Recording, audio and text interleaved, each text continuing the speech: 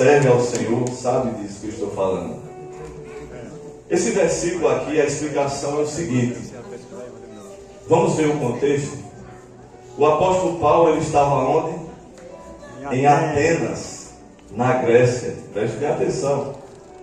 Ele estava em Atenas, na Grécia. O lugar do paganismo, onde existiam muitos templos. Nessa época a igreja não existia.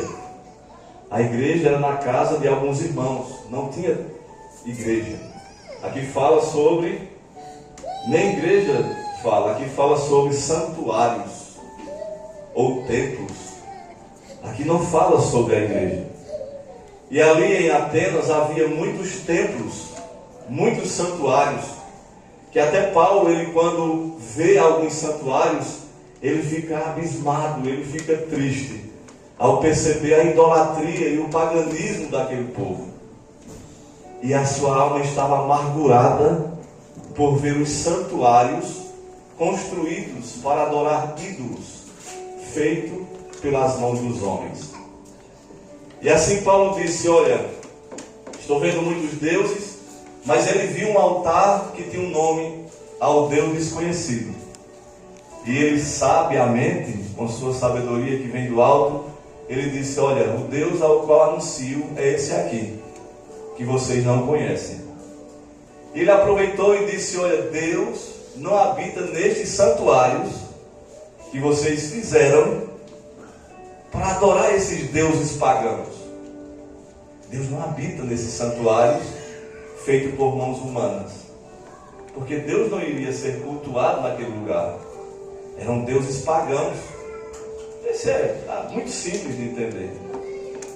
Em nenhum local, em um momento, Paulo está dizendo, olha, os templos, Deus não habita. Como é que pode? Depois dessa passagem, Paulo já vai para a sinagoga.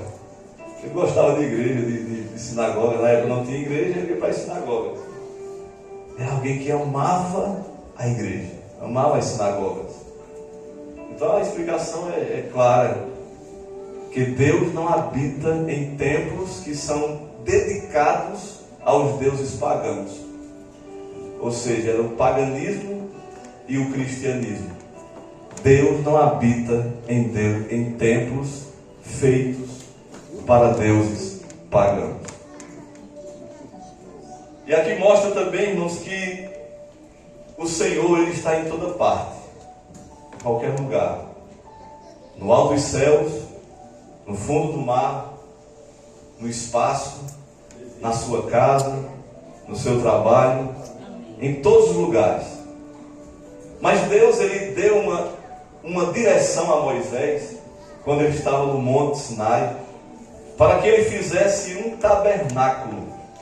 Foi o próprio Deus que determinou que fizesse um tabernáculo.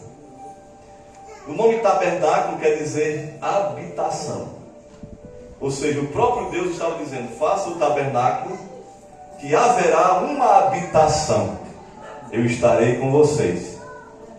Nesse tabernáculo, eles andavam pelo deserto, e eles montavam o tabernáculo para adorar ao Senhor. Então, desde o tempo de Moisés, e bem antes de Moisés, já haviam reuniões. É você sair da sua casa e ir para um lugar específico, fazer um ajuntamento. Jesus, ele fazia a obra em pelo menos 3 lugares: igrejas, casas e ruas.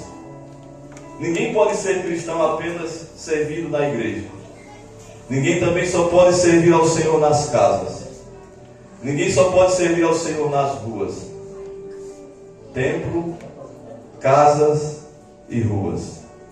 Em algumas ocasiões eu ia para um monte, mas apenas para orar. Mas a obra era feita nesses 3 lugares: igreja, casa e ruas. Nas casas eles se reuniam porque eles não tinham ainda edificado a igreja. Imagine, irmãos, em um momento em que o judaísmo predominava, você abrir uma igreja era quase impossível.